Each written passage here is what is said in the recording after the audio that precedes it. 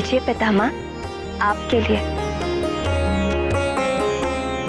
सौभाग्यवती भव।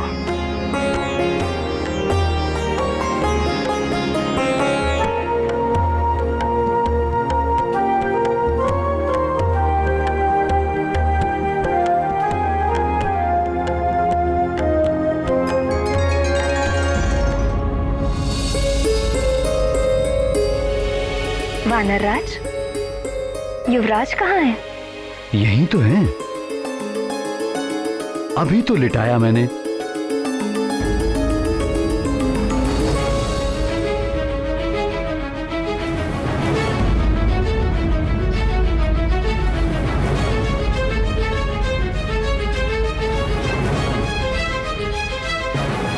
अभी तो यही थे, क्षण भर का समय भी नहीं हुआ, कहां चले गए? किसी ने मेरे लाल को देखा क्या?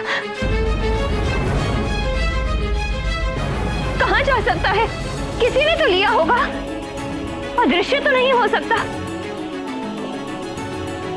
देखिए कहीं पलंग से नीचे तो नहीं गिर गया।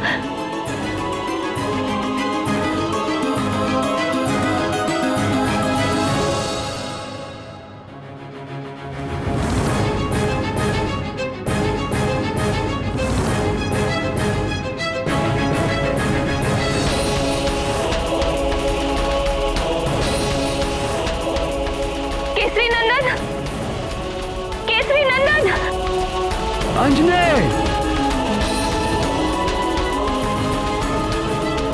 अंजने,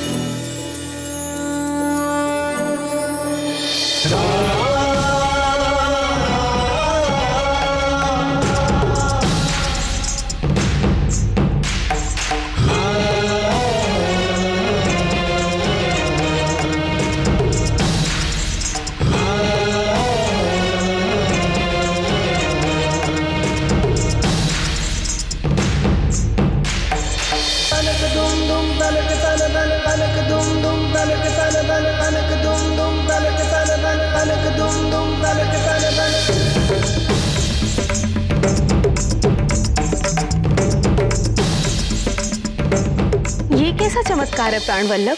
2 दिनों के हनुमान लल्ला घुटनों पर चलने लगे, इसमें आश्चर्य कैसा? हमारे श्याम सुंदर ने भी जन्म से 6वें दिन ही राक्षसी पूतना के प्राण खींच लिए थे। आंखें जो देखती हैं और जिसे सत्य मानती हैं, वो अधिकतर एक भ्रम होता है। सर्वव्यापी भगवान शंकर अपनी 8 मूर्तियों के रूप में इस जगत के हर तत्व में वास करते हैं।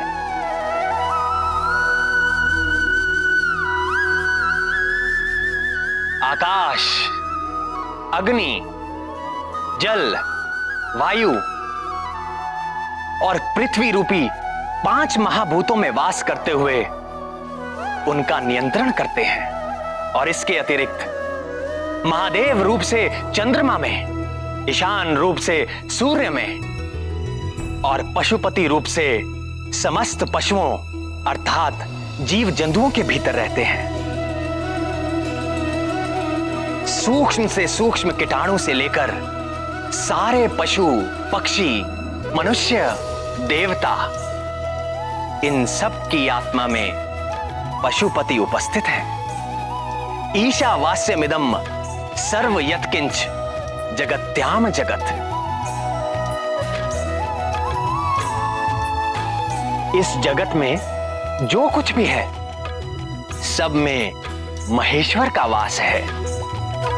इन 8 रूपों में से जो सर्वव्यापी वायु है, इस ब्रह्मांड में सभी जीवों की सारी शक्ति का कारण प्राण रूपी वायु ही है।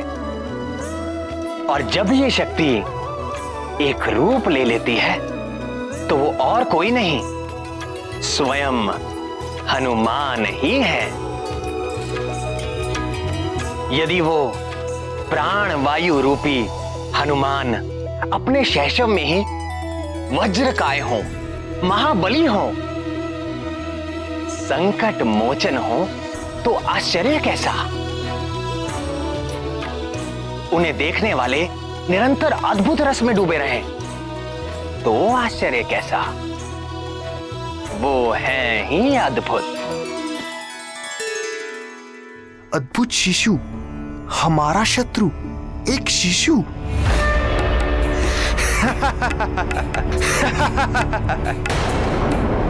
वाली भैया, मुझे आपसे ये आशा नहीं थी। अब आप शिशुओं से भी प्रतियोगिता करने लगे। ये कोई हंसने की बात नहीं है सुग्रीव। वो मरकट कोई साधारण शिशु नहीं है।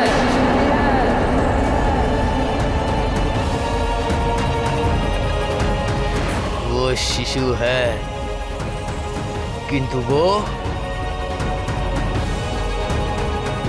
वो मायावी शक्ति संपन्न है।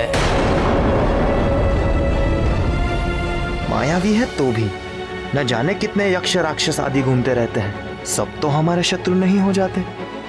और फिर एक शिशु।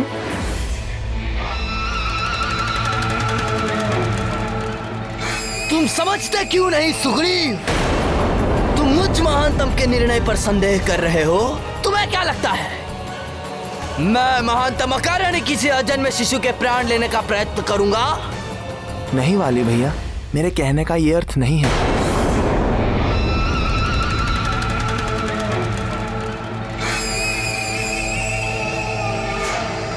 तो क्या अर्थ है?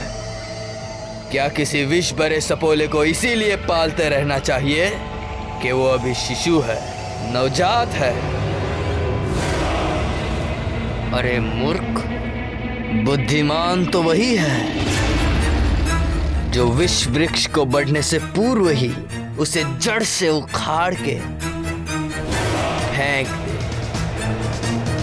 वह मरकट हमारे किष्किंधा राज्य और परिवार को ग्रसने वाला राहु है।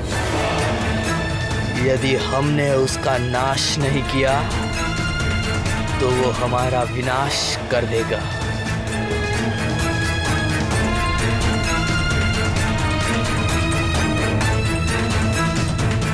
किंतु आप ये सब कैसे जानते हैं?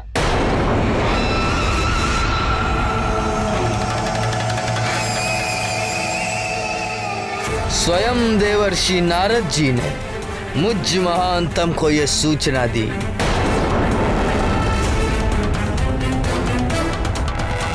यदि ऐसा है तो भैया मैं भी आपके साथ हूं। किष्किंधा की रक्षा के लिए मैं अपने हाथों से उसकी जीवन लीला का अंत करूंगा।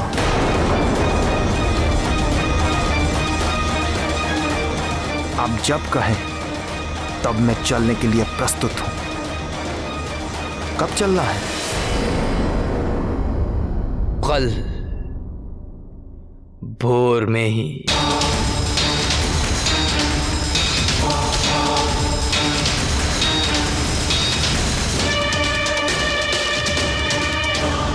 गजाननं भूतगणादिसेवितं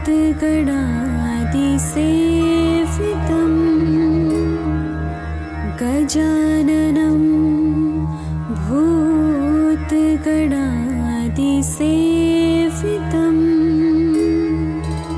कपित्थजम्बुफलचारुभक्षणम् उमासुतं शोकविनाशकारकम् नमामि विघ्नेश्वर पादपङ्कजम्।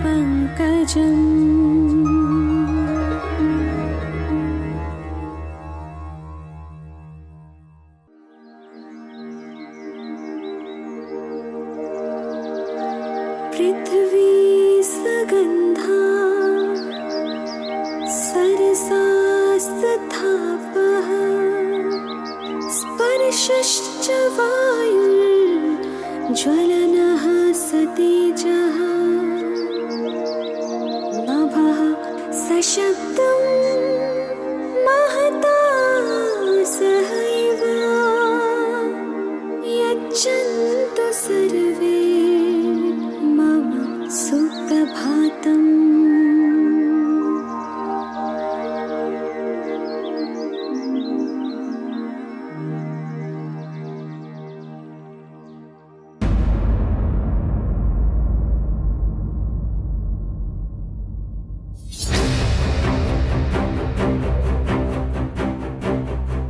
सोच क्या रहे हो भैया? किधर चलता है?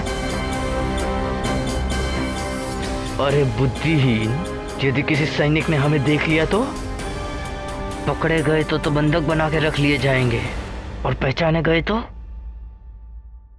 भैया मैं सोच रहा था सोचने का काम तुम मत करो सुग्रीव, वो तुम मुझ महानतम के लिए छोड़ दो। तुम केवल मेरी आज्ञा का पालन करो, समझे? जी भैया। भैया मेरे मन में एक विचार।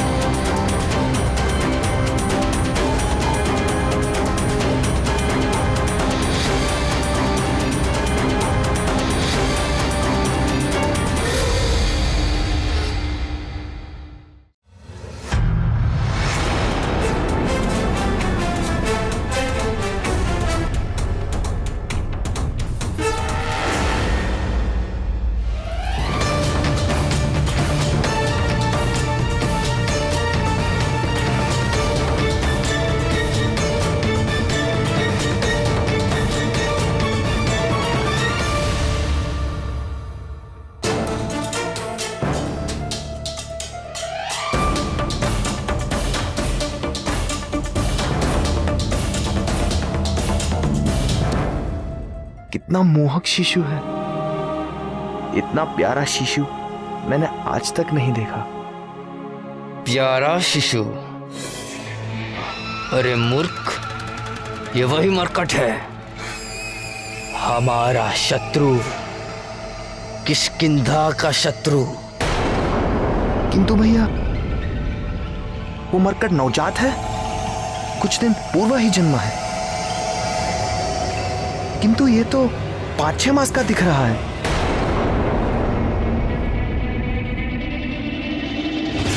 ये तो सचमुच 6 मास जितना बड़ा है, किंतु ये कैसे संभव है? इसके जन्मे तो 5 दिन भी पूरे नहीं हुए।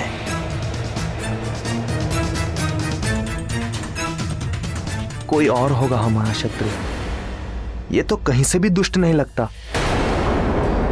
ये तो कितना शांत है, इसे तो देखने से ही मन में आनंद सा उठता है। ये वही शिशु है, मुझ महानतम से ये भूल नहीं हो सकती। किंतु भैया किंतु कुछ नहीं, तू जानता नहीं, ये दुष्ट बड़ा ही भयानक मायावी है। मायावी? मुझे तो नहीं लगता। जब तक प्राणी का कर्म शुद्ध नहीं रहता, तब तक उसकी बुद्धि अशुद्ध रहती है। वो सत्य को सामने देखकर भी देख नहीं पाता।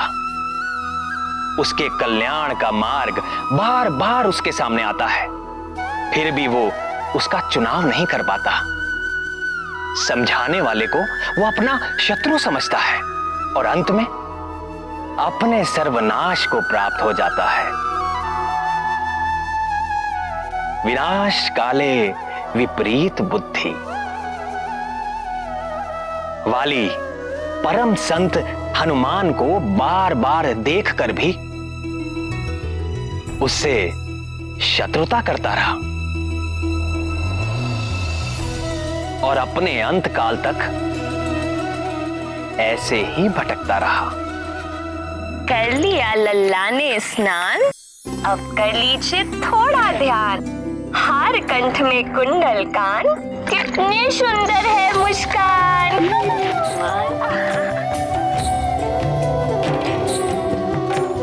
महारानी जी, आप कुछ खा लीजिए। जब तक युवराज का अन्नप्राशन नहीं हो जाता तो उनके लिए भी आपको ही खाना होगा ना। अरे हाँ, फिर तो हमें बहुत सारा खाना होगा। क्यों केसरी नंदन? लीजिए महारानी जी, खा लीजिए।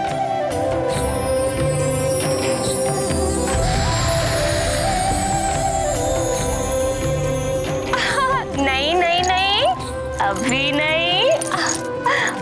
ढाई माँ आप भी खाइए ना।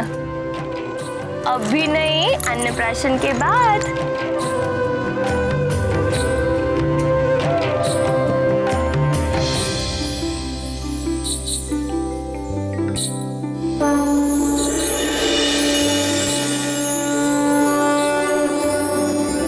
भैया, ये तो घुटनों के बल चल रहा है और आप कह रहे हैं कि 6 दिन का भी नहीं है। मायावी है मरकट, बोला था ना मैंने। युवराज जी, थोड़े और बड़े हो जाइए, फिर मैं स्वयं आपको सेब के उपवन में ले चलूंगी। चलेंगे हम उपवन, खाएंगे फल हम भर मन। महारानी जी, मैं आपके लिए स्नान का प्रबंध करती हूँ। केसरी नंदन, अब मैं स्नान करके आती हूँ।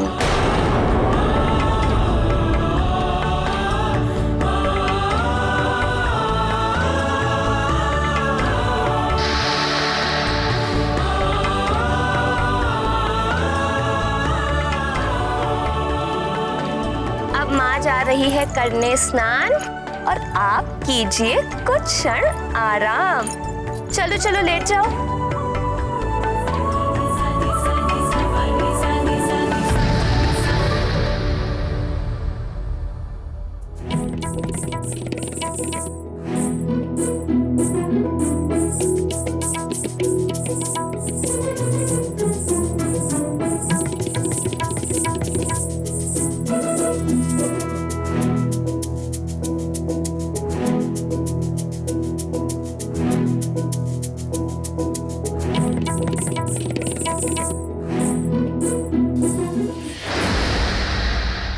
देखो तो इस मायावी मरकट को, 5 दिन का भी नहीं है और सेब खाना चाहता है।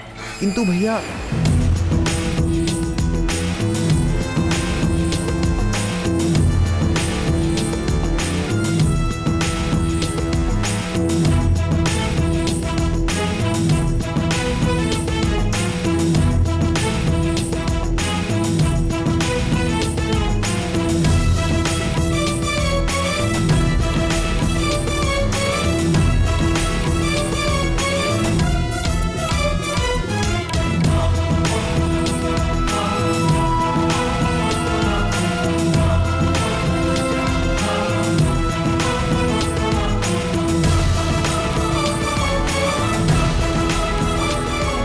महादेव, भैया ये तो खड़ा भी हो गया।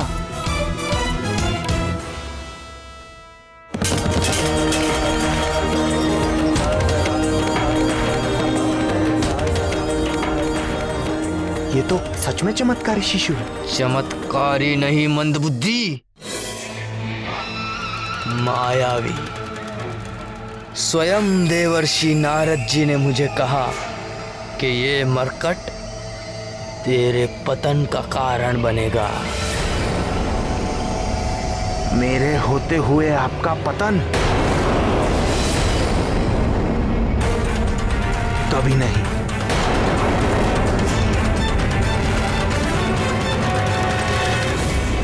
स्वयं देवर्षि नारद जी ने मुझे कहा कि ये मरकट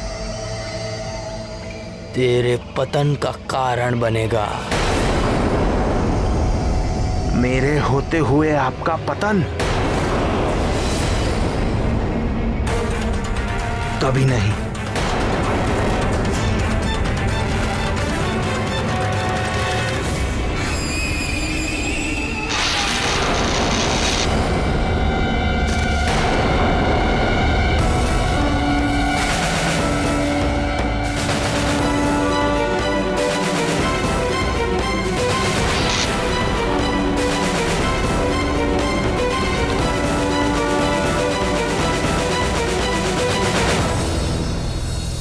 वाली जितना दुष्ट और धूर्त है, सुग्रीव उतना ही निश्चल और सरल।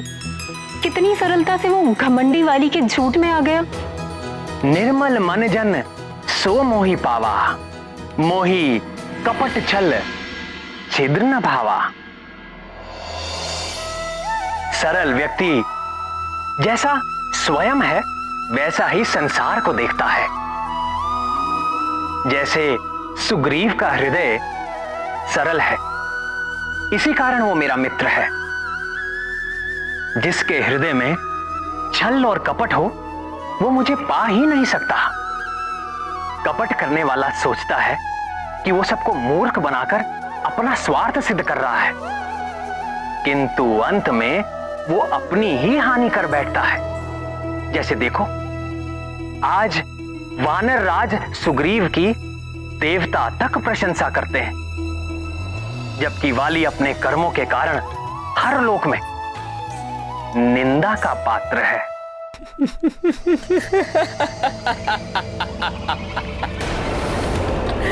भैया मैं गिर गया और आप हंस रहे हैं? क्योंकि मैं भी तुमसे पूर्व इसी तरह गिर चुका हूं, ठीक वहीं से।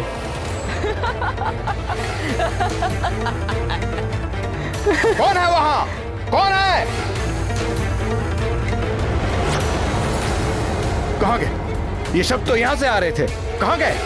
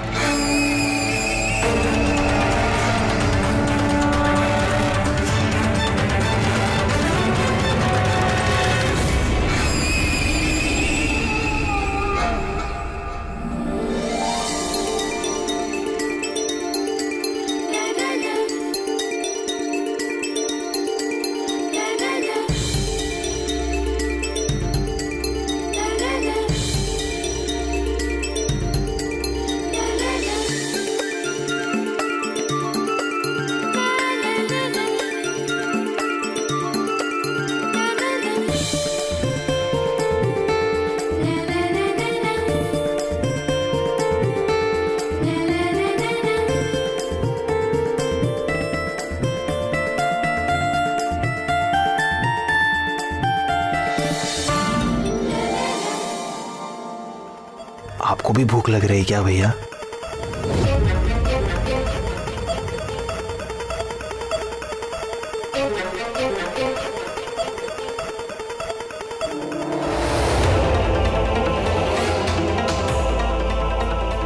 आपने मेरे प्रश्न का उत्तर नहीं दिया भैया। कहाँ ढूंढूं? भैया हमने प्रायः पूरा राजभवन ढूंढ लिया, किंतु वो शांत और सुंदर शिशु अब तक नहीं दिखाई दिया। शांत सुंदर, मरकट बोलो। मरकट शत्रु है वो हमारा। मुझे क्षमा करें भैया, मैं भूल गया था। अब मैं सदा स्मरण रखूंगा। मरकट, मरकट।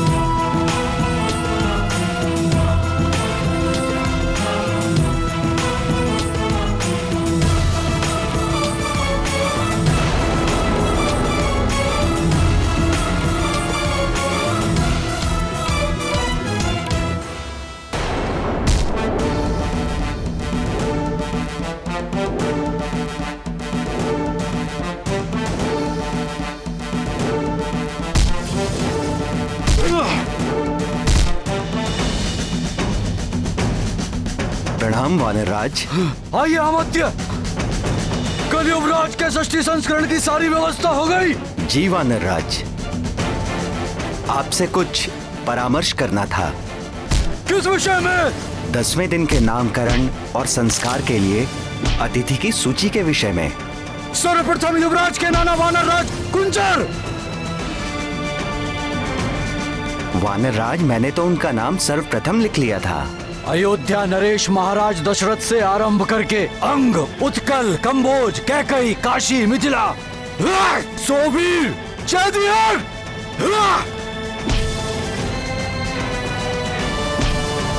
सात सभी मित्र राज्यों को निमंत्रण दे।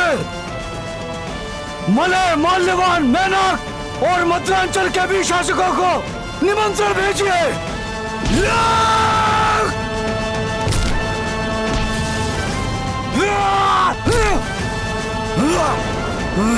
परम पूज्य ऋषि पनग, ऋषि मगध और ऋषि अगस्त को तो आना ही होगा। साथ ही दंडकानन, मतंगारण्य तथा नैमिषारण्य में तपस्या कर रहे सभी ऋषियों को संदेश दीजिए कि युवराज को आशीर्वाद देने अवश्य पधारें। और हमारे सीमावर्ती किष्किंधा के राजा ऋक्षराज और उनके पुत्र वाली और सुग्रीव।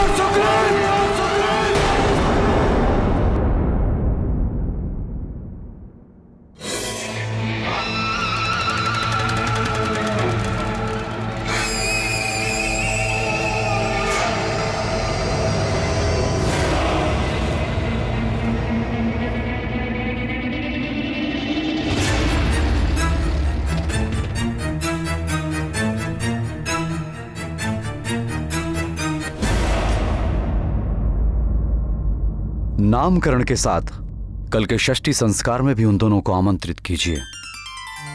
प्रणाम महाराज। महाराज, ऋषि शवानी के शिष्य आपसे मिलने की अनुमति चाहते हैं। आने दो। जी महाराज।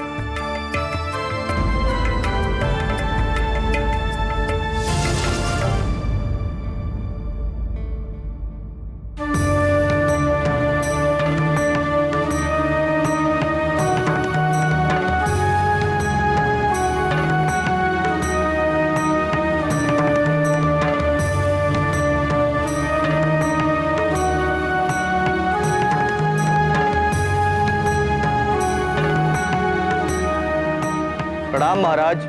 प्रणाम तपस्वी। हम दंडकारण्य से आपको कुछ सौंपने आए।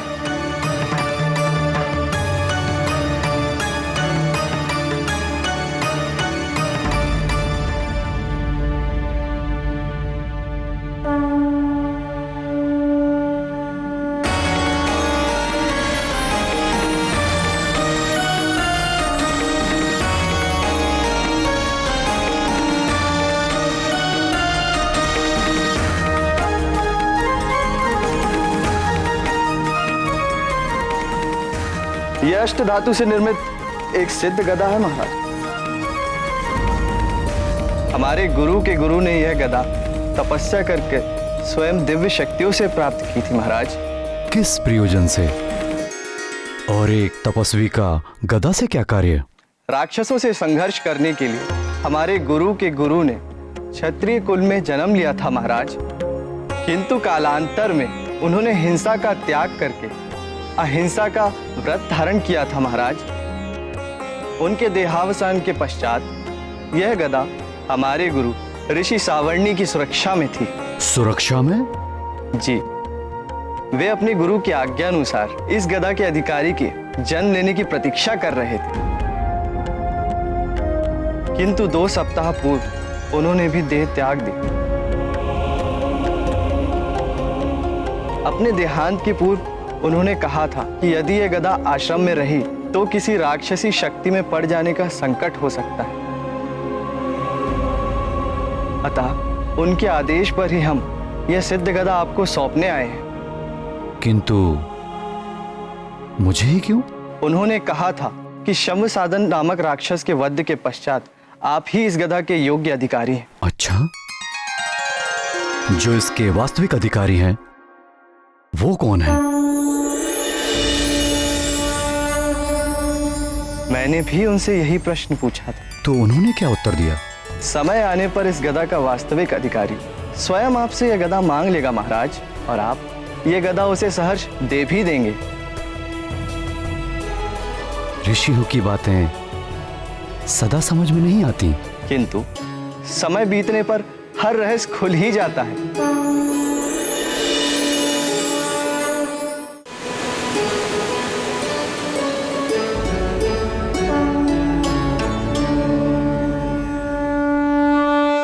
किंतु इस गदा में क्या विशेष है? वानर राज, यह अमोघ गदा है। अपने लक्ष्य पर चोट करने के पश्चात वापस अपने स्वामी के हाथों में लौट आते हैं। और दूसरी विशेषता इसकी यह है महाराज कि इससे टकराने वाला चाहे वो कठोर से कठोर तत्व से ही क्यों ना बना हो, इससे टकराकर खंड खंड हो जाता है।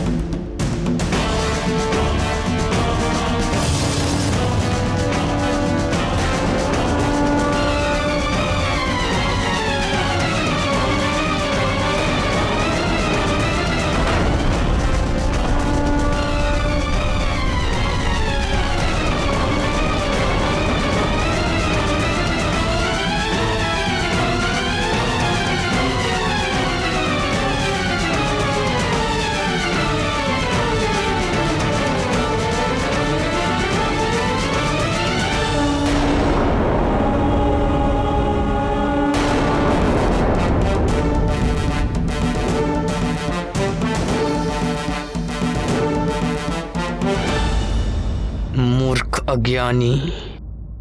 अब मैंने क्या किया भैया? मैं तो कब से यहाँ पे चुपचाप खड़ा हूँ। तुम नहीं, ये तपस्वी इतना भी नहीं जानता कि इस गदा का योग्य अधिकारी कौन है। कौन है भैया? कौन है? मैं महानतम। और कौन? वो तो आप हैं भैया। ये गदा तो किष्किंधा में होनी चाहिए। मेरे पास मुझ महानतम के हाथ में।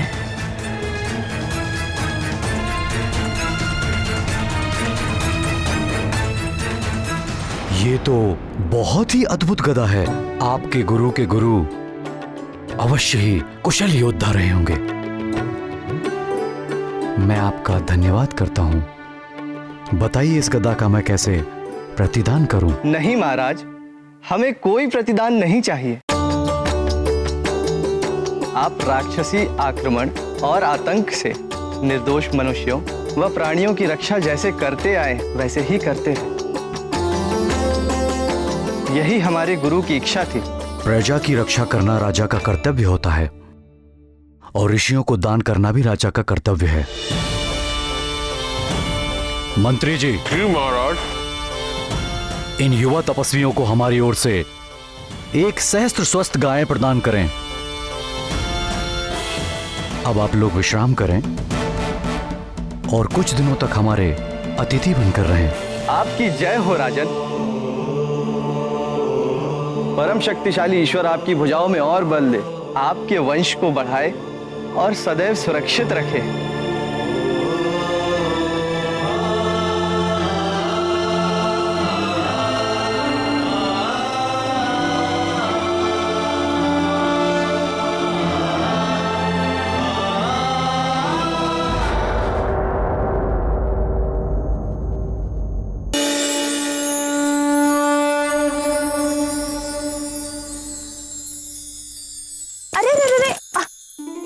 अभी नहीं बेटा, अन्नप्राशन के पश्चात। आ जाओ।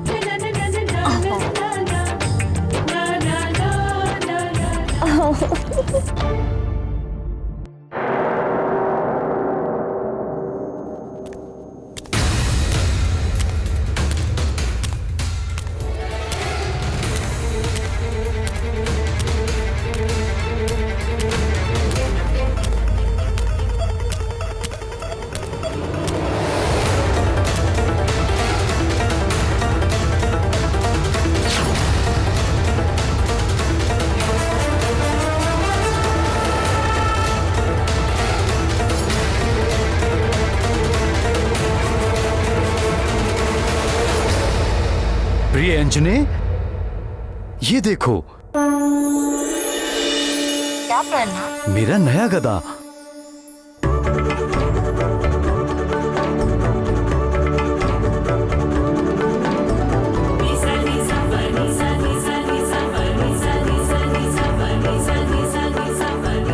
जानती हो इसकी विशेषता क्या है? क्या आर्यपुत्र? ये अमोघ गदा लक्ष्य पर चोट मारकर स्वामी के हाथों में स्वयं वापस आ जाता है।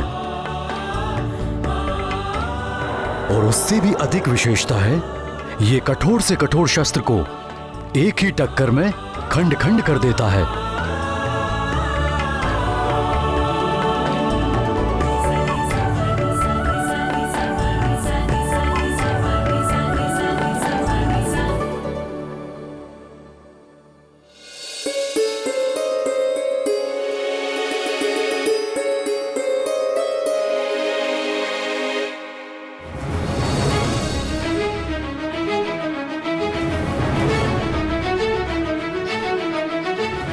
ये सब किसने किया प्रिय?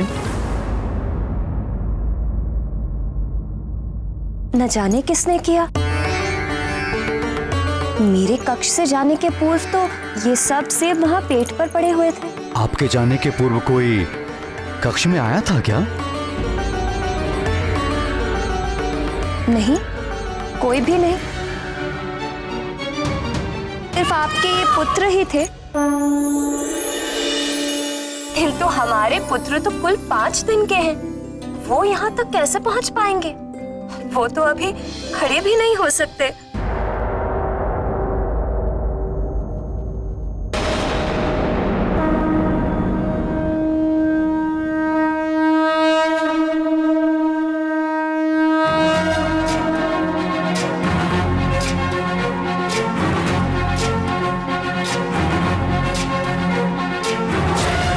ज्ञान गुण सागर जय कपी सति गुलोक उजागर जय हनुमान ज्ञान गुण सागर जय कपीसति लोक उजागर दूत अतुलित बल धामा अंजनी पुत्र पवन सुत नामा महावीर विक्रम बजरंगी कुमति निवार सुमति के संगी जय हनुमान ज्ञान गुण सागर जय कपीसति लोक उजागर जय हनुमान ज्ञान गुण सागर जय कपीसति नाथ, उजागर कंचन वरन विराज सुबेसा ये देखिए।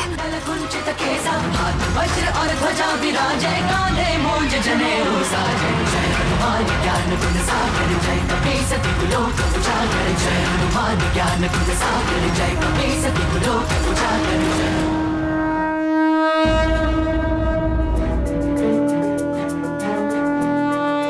नाथ,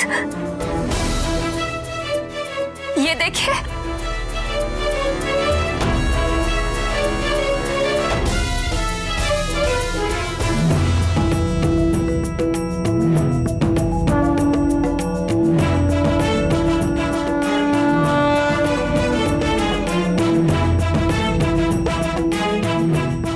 सर्वप्रथम भार में वृद्धि और अब खड़े भी होने लगे, वो भी अपने आप, बिना किसी की सहायता के।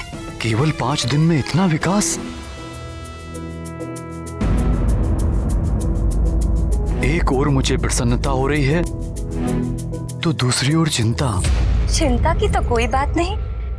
तो हमारा पुत्र सच में? कुछ मत कहिए, माता पिता की भी दृष्टि लग जाती है। विलक्षण है।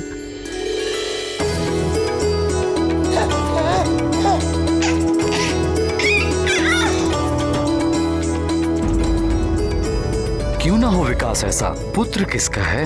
अब आप समझे मैं सदा इसे केसरी नंदन क्यों कहती हूँ? मेरा तो है ही। दीन वत्सल भगवान भोलेनाथ शंकर का भी पुत्र है। उन्हीं के आशीर्वाद से तो ये पुत्र हमें प्राप्त हुआ है।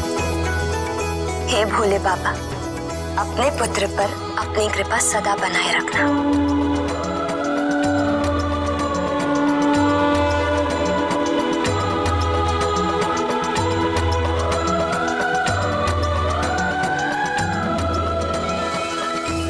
आज तो मुंह मीठा करने के 2 कारण हैं। दो? एक तो आंजनेय का अपने पैरों पर खड़ा होना, दूसरा ये अद्भुत गदा प्राप्त होना।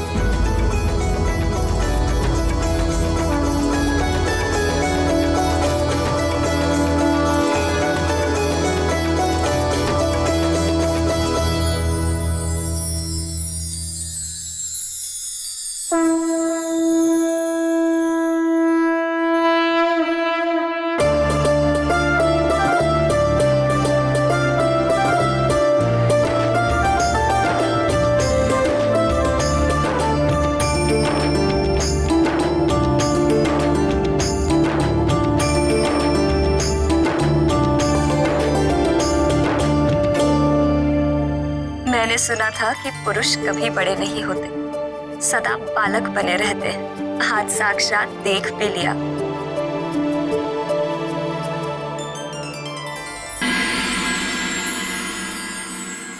इस मरकट तक पहुंचने का यही एक सुरक्षित मार्ग है।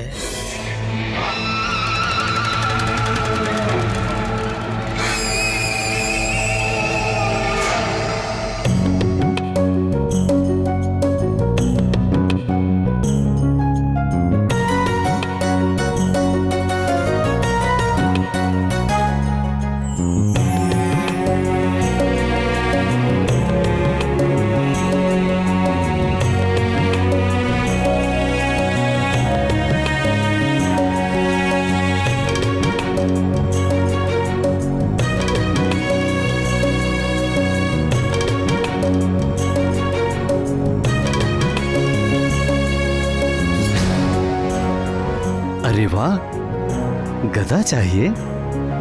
पक्के योद्धा के लक्षण हैं। किंतु अभी आप छोटे हो युवराज, थोड़े बड़े हो जाओ, फिर जितने कहोगे उतने गदा ला देंगे। अच्छा, ये गदा? आप कहोगे तो ये गदा भी आपको दे देंगे, किंतु उससे पहले आपको हमारी तरह बलशाली होना होगा। व्यायाम करके, खा पी के। खाने से याद आया, हमें बड़ी प्रबल भूख लगी है। हम अभी आते हैं। हाँ,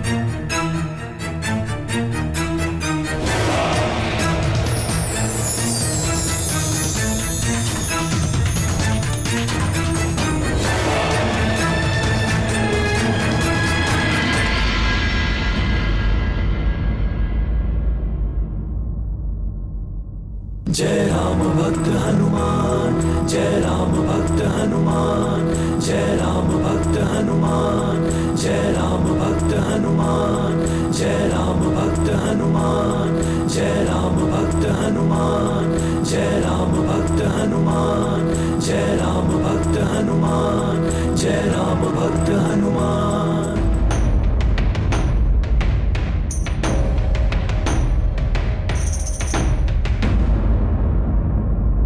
जय राम भक्त हनुमान, जय राम भक्त हनुमान, जय राम भक्त हनुमान, जय राम भक्त हनुमान, जय राम भक्त हनुमान, जय राम भक्त हनुमान, जय राम भक्त हनुमान।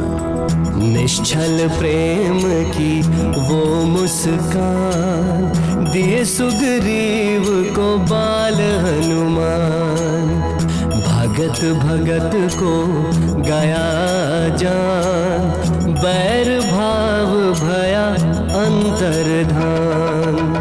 बाल रूप के हनुमत देवा फिर सचिव रूप में करेंगे सेवा, मुक्ति दिलाए जन्म मरण से, सुग्रीव मिलाए श्री राम चरण से।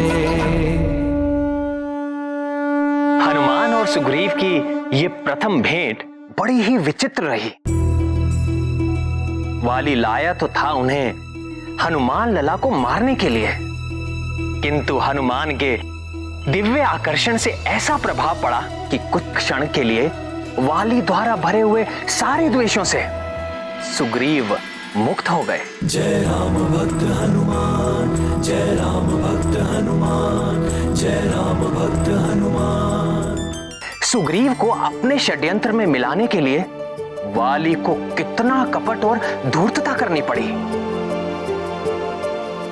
और हनुमान लला ने उसी सुग्रीव को एक मोहिनी मुस्कान से ही अपने निर्मल प्रेम के वश में कर लिया।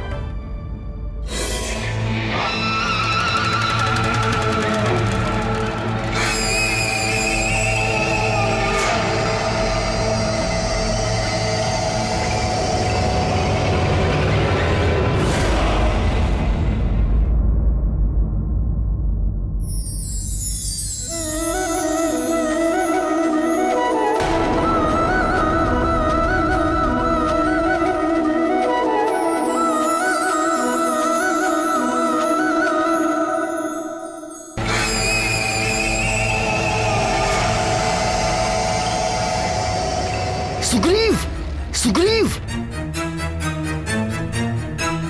सुग्रीव।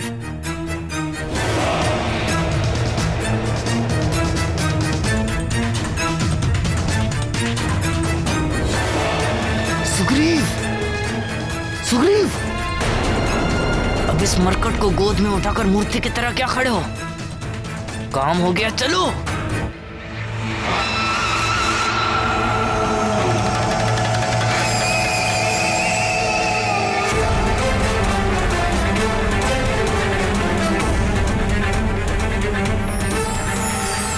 यह अमोघ गदा है कि इससे टकराने वाला चाहे वो कठोर से कठोर तत्व से ही क्यों ना बना, इससे टकराकर खंड खंड हो जाता है।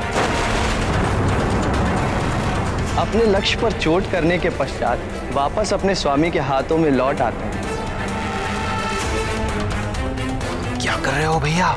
चलो। अरे ठहर तो।